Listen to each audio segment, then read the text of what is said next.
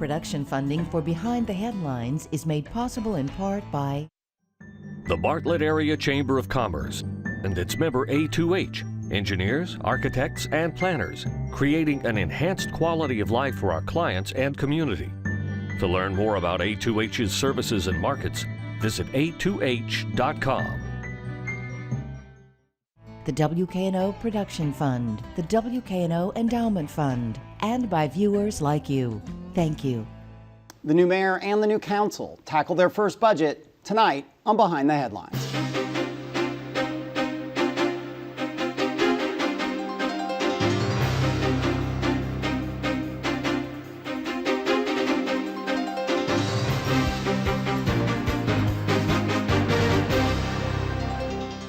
I'm Eric Barnes, publisher of the Memphis Daily News. Thanks for joining us. I am joined tonight by Mayor Jim Strickland. Thanks for being here again. Thank you. Brian Collins, Finance Director for the city, actually CFO for the city now. Thanks for being here. Happy to be here, thanks. Edmund Ford is Vice Chair of the Memphis City Council. Thanks for being here again. Thank you. And Bill Dries, Senior Reporter with the Memphis Daily News. So the broad outlines of the budget are out there, and I think probably most people who've watched the show know. I mean, it says $667 million operating budget, which is about a $9 million increase. The CIP, capital improvement, $85 million, a $10 or $15 million increase over last year, and no change in the tax rate.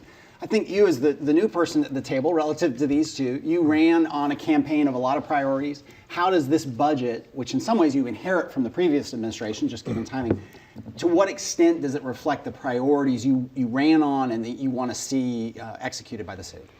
I think most of it directly reflects my priorities, which were public safety, the core services of the city, and financial stability.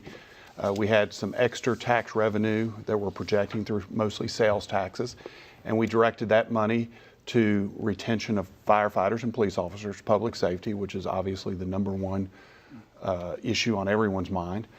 We put some more money into our pension system and more money into paving roads, and that's a priority. We also had some emergencies such as MATA that needed extra funding, so we had to address that. And then we had some capital improvement, big projects, frankly, that none of us, I believed, had anticipated very much, but we took care of those too.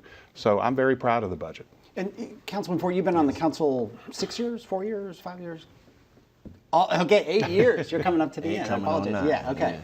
Yes. So for you, you've gone through a bunch of budget cycles then. Yes. You've started budget hearings. Mm-hmm. What is different, if anything, about this process? I think a lot of the things that we do in a normal budget session of hearings hasn't changed. The only thing that I do see change is the body of knowledge. We have 6 new council members. We have one that's somewhat new but not really new. And they're asking a lot of good questions. In fact, I've been talking about the learning curve for the last month. And when you have 6 new members, 2 that are former legislators with the school board, right, and you also have somebody that owns their own business, you have one of the heads of FedEx, you have this new body of knowledge that comes in. They're asking great questions throughout this entire process, and I love it. And are the priorities that Mayor Strickland laid out, are they in sync with your priorities? Are they in sync with the council's priorities? Well, to use the mayor's phrase, being brilliant at the basics, I believe that public safety should be, if not the top priority, in the top 3. But I believe if you're trying to be extremely brilliant in the basics, you have to also look at communities. You also have to look at other priorities such as services to make sure that those services, whether it's paving roads or taking garbage collection, being timely, all of those things also have to fall in place. So you don't want to be good in one thing and then you're mediocre in other items. Right. Brian Collins, you were finance director for 2-3 years under Mayor Wharton, is that correct? Right around that, through the recession and through a whole lot of the changes, the requirements that the pension be funded at a higher level. Right. Can the city afford these increases? I mean, it's maybe $9 million doesn't sound like a lot, but it's a lot of money. 10, 15 million more in debt on the CIP budget. I mean, can the city afford this? The city is playing within itself, and I think that started 3 or 4 years ago at about the time I got here.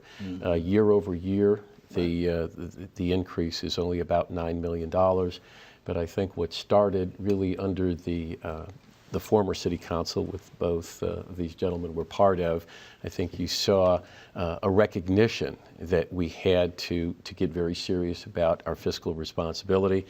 and that's carried over, I think, to the new council. I see a very good group of new council members who really have a key awareness that for us to succeed, one of the foundational pieces has to be a city that's financially sound. It's really only from there that we can move forward and face all of the things that, the priorities that the mayor has laid out. But does it worry you, and then we'll go to Bill, that you look ahead? I mean, you look ahead and you say, all right, the economy's pretty good, sales tax revenue is up. In increasing the budget, are you building in commitments that may not be met down the road when maybe the economy isn't as strong, as the commitment to pensions get higher? I mean, maybe in this year, as you said, the city's playing within its field, but is it on a path where it's going to continue to stay in that shape? I believe it is. If you look over the last 3 years, one of the measures of how we're doing in that regard is looking at the reserve. And a few years ago, we were down under $50 million. And I remember Councilman Ford joined me in New York to talk to the rating agencies about that issue. And what we committed ourselves to then, and you were both part of that as members of council, was rebuilding that. So we're up, we've doubled our reserves nearly from that point. And I think we're on a trajectory. There's a lot of conservatism on the council, and I really believe that in the years ahead, we're going to stay on that path. And don't forget the bond ratings too, because when we had our meeting in New York, we were able to keep our bond rating, which is still the third highest. And you gave us good news that we don't have the negative outlook anymore. We have a stable outlook. Which not only does make borrowing cheaper, or just keeps it cheap? It keeps it cheap, and I think it's a harbinger of where they believe, when they look at the last 3 or 4 years, the direction that we're headed. All of the arrows now, instead of being negative, have turned stable and positive. Bill. Great. So, Mayor, as this show airs on Friday, I think the council has rearranged in Chairman Ford's committee about $1.1 million so far.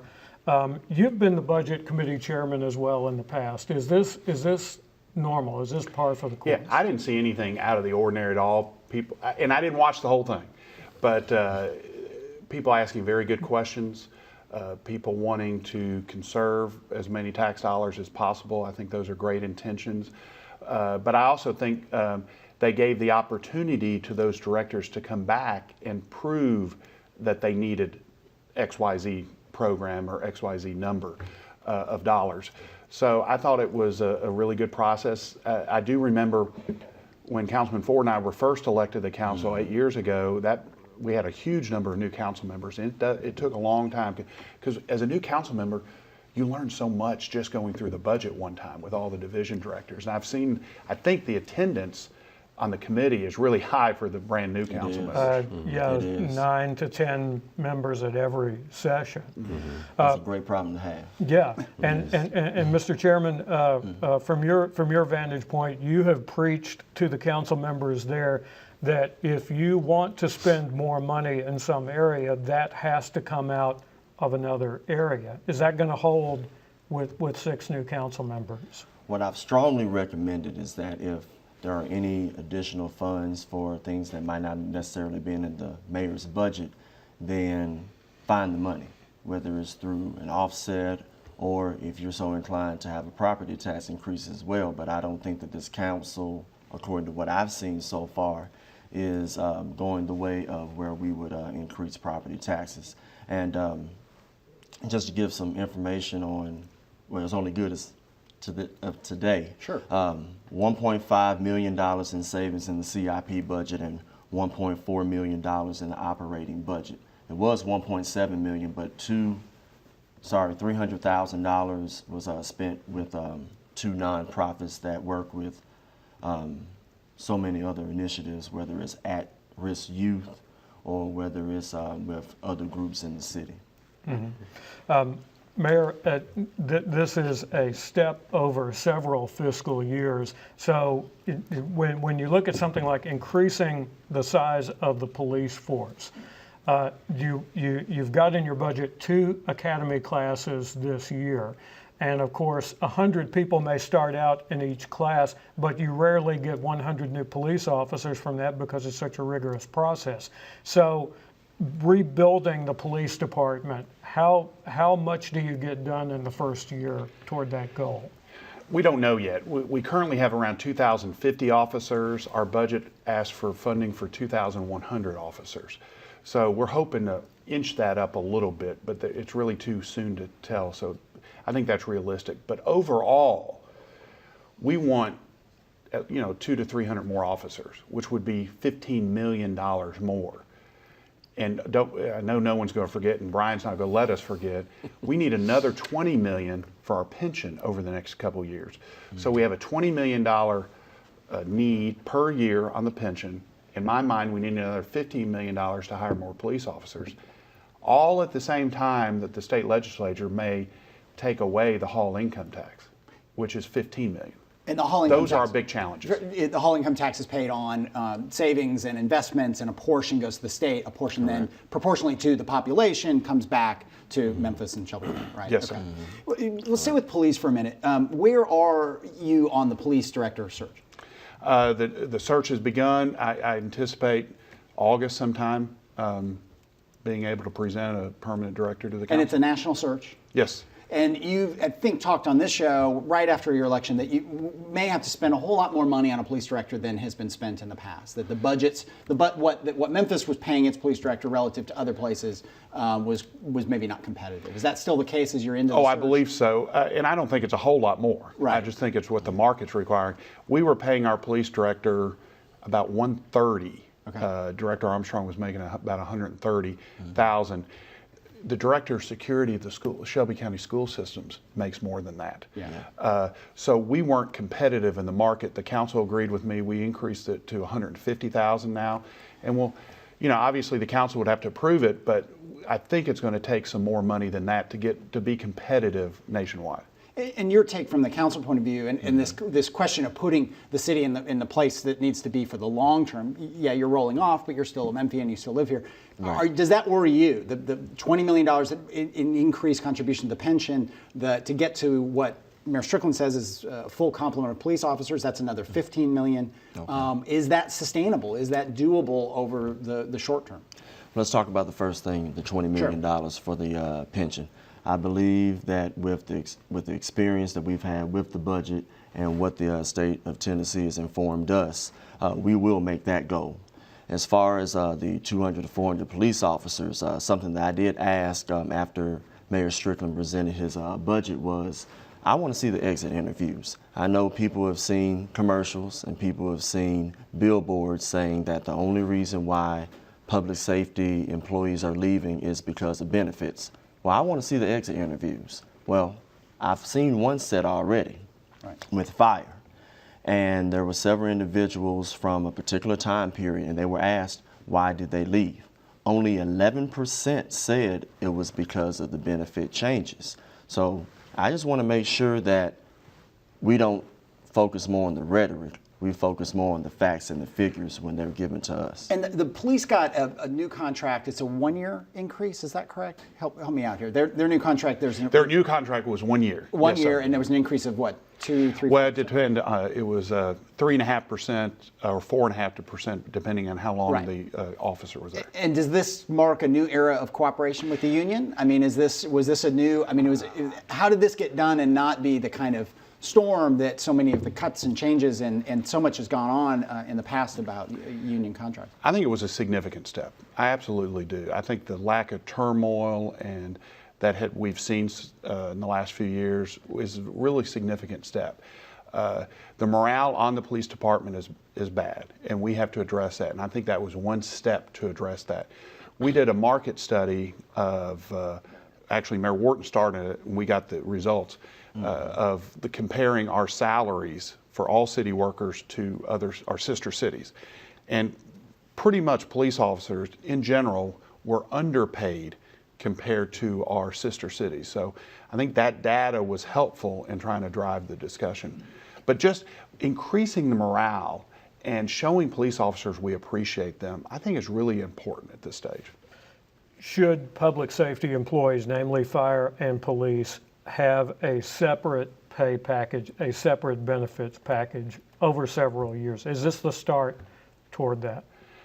Well, it was this year because we had limited money. I would like to be able to give the other employees like we did last year. Last year, I was on the council. We as a council members gave public safety 2% and others Safety 1%, both starting January 1st. And I think that was appropriate then.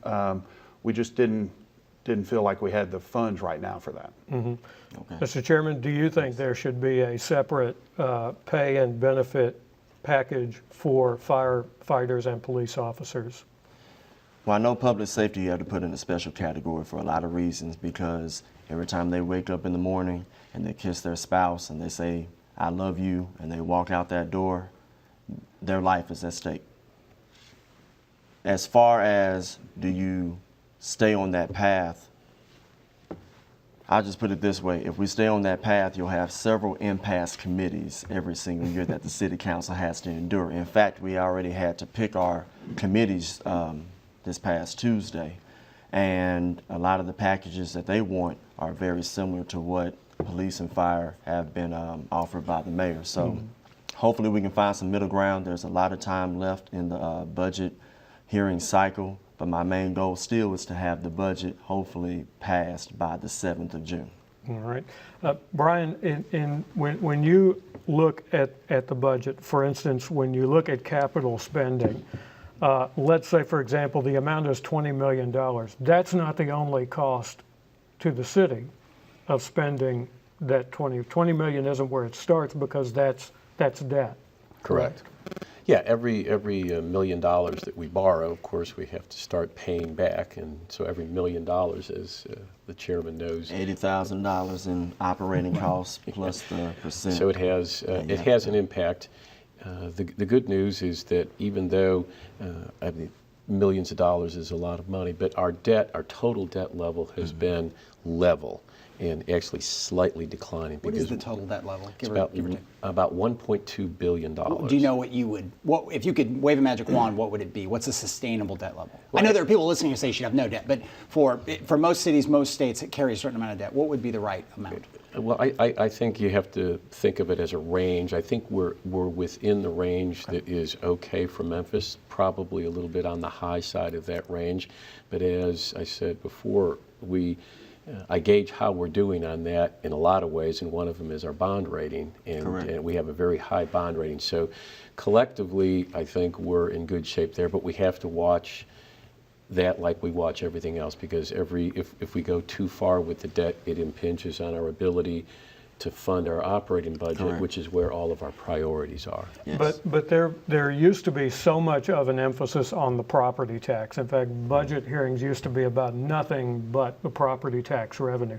Now there's much more talk about sales tax revenue.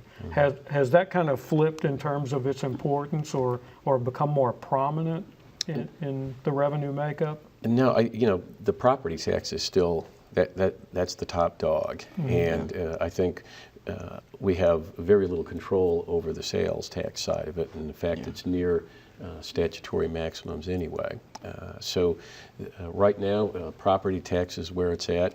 We don't want to increase the property tax. We have a competitive disadvantage in the region because it is already so high. So one of the keys is to not only balance our budget, meet our priorities, but we have to do whatever we can to stimulate the economy, because jobs and economic growth is really at the root of so many of the challenges we face. And you can't put a whole lot of weight on sales tax revenue, especially with debt, because the bond rating agencies aren't fond of it, because it goes up and down. It's not as stable as property taxes. Correct. When we talk about property taxes, one thing we talk about on the show a lot, 3 weeks ago, Terry Rowland, who's on the county commission and running for county mayor, had very strong words about pilots. And there are people listening, there are people who follow budget policy who say, well, the biggest problem with the city of Memphis budget is we give away all this money to companies through pilots and tax giveaways. And if we weren't doing that, if we weren't doing the Electroluxes and the Nike expansions and all the things that go through EDGE, the Economic Development Group, we'd be in much better shape. Your take on that, Mayor Strickland? I think that's completely wrong. I think if we didn't have pilots, we'd have a lot fewer jobs, and we'd have less tax dollars. Right. Yes. The two myths about pilots are that we give out cash. We don't give out cash on pilots. And the second myth is we get less property taxes than we did before the pilot. Now, I could go through an explanation, but bottom line is we're getting more property taxes than we did on that piece of property before the pilot. And we're getting the jobs. Every major city and every major state in this country gives out tax incentives. That's the only thing we have. If we want to unilaterally disarm, we won't get job growth. Do you get beat up on that, though? It's I do. neighborhood meetings and people say, why man, are you And I giving away all love this those tax? questions because it's an opportunity to educate people on it, because it's an easy issue to manipulate in the wrong direction factually. All those years on the council, you must have had constituents saying, why is the city giving away all this money? Why are these pilots happening? What's your response when you get those questions? Last month, I asked Edge to give me a matrix, and I asked them to give me what was the dollar amount of private money that was put in place so that we could garner these 3,500 jobs. I specifically asked also, could you just give me the areas that we're discussing right now pertaining to de-annexation?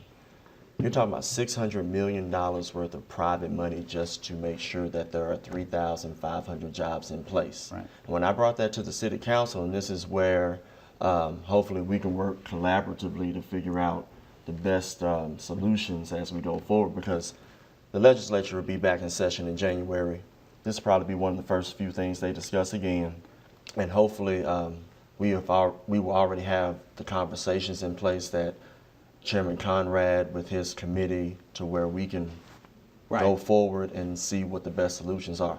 In my strong opinion, I don't want to give anything away, because I still believe that Memphis, being the large part of Shelby County, the whole county collapses if you take Memphis out. Even Cordova, South Cordova, and Southwind, the two that were really the original kind of hot button de-annexation areas that had been talked about, those would sort of quietly be de-annexed, and that would sort of buy peace. You don't even want to see those go? As I said, I only speak for myself, Yeah. but when I look at the numbers, and like I said, I'm a facts and figures person, I want to make sure that Memphis is still sustainable, even if other individuals may not want it to be at the end of the day. Do you think the de-annexation is just going to go on and on? I mean, this whole fight? Oh, I definitely think it'll go on for the next year or so. We're going to cooperate with the council's committee that they've created to study this with the other government agencies. But I think the state legislators who are pushing this aren't going to back down. Right. Let's go through. You've said a lot. There's about 3-4 minutes left about being brilliant at the basics. About this, the era. I think you can correct me. The era of big projects is kind of coming to an end. So we went through an era of Bass Pro, of going back as far as FedEx Forum, of these crosstown, of these kind of Overton Square big investments, be they capital or operating and so on. But there are a lot of things out there that are big, that are going to, groups and people that are going to be coming to the city for support of some sort. You've got St. Jude in the Pinch District, which is related to that. You've got proposals to take over Mud Island. Can the city really say we're not going to do big projects anymore, or am I misquoting you when I say that? I never said we never do it. I just said in this budget I did not see any big new projects. But for instance, like Mud Island, I have not reviewed either of the proposals, but I'm not really in favor of using city money there. I'm looking for somebody to do a private thing there that we just lease the space for and let them do. Now, St. Jude's another question. I mean, that's their potential expansion is 2,000 new high-paying jobs. That's huge, and I think we need to be involved there. Okay, Bill. There's always the question at budget time about whose district is a project in, whose district is getting these dollars and those kind of dollars. And we've heard a lot about the inner city, Mr. Chairman. Give me your view, and then I'll ask the mayor to react on the distribution of funding, the distribution of projects. How do you think we're set up for that? Is everybody seeing these changes? With this particular council, the philosophies are different, to where if somebody who represents District 3 sees something that's being done in District 5, instead of being against that's being done in District 5, they're saying, you're helping out Memphis. We have new council members that want everybody, regardless of what district they represent, to have their communities prosper and succeed. We might have had a few dissension among the ranks in the past few councils, but I don't see that here because everybody wants everybody to succeed. Mayor, how would you say we are in terms of the distribution of the benefits that come with being in the city? Oh, I think they're widely distributed to all sectors of the city. 2/3 of our budget, police and fire, they're pretty much evenly spread out, although there's more firehouses the closer to downtown you get than anywhere else. So 2/3 of the budget's fire and police. Libraries, community centers are, equally treated. Paving is purposely evened out across all of the city because, frankly, all the city needs a lot of paving, so that's not a hard thing to do. So I think the budget, you could talk about where MATA customers live. We do put a lot of money into MATA, but it serves the entire community. So I feel that it treats everyone fairly. All right, we will leave it there on that positive note. Thank you all for joining us. Thank you. Thank you. Join us again next week. Good night.